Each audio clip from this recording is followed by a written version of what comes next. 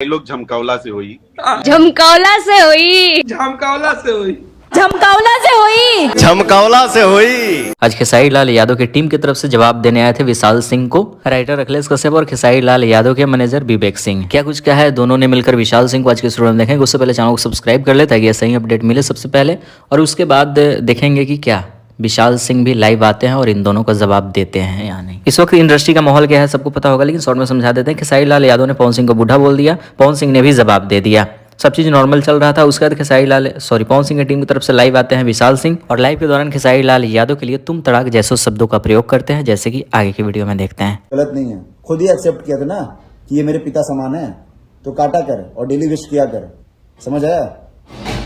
कुछ काम धाम नहीं है तुझे, बस इन्हीं सब चीजों में। तो इन दोनों की तरफ से खुलासा किया गया है कि हमें पवन सिंह से कोई दिक्कत नहीं है, लेकिन पवन सिंह की टीम में होकर विशाल सिंह ऐसे खेसारी लाल यादव के लिए शब्दों का प्रयोग करते हैं। इस चीज पे पवन सिंह को कंट्रोल करने की जरूरत है।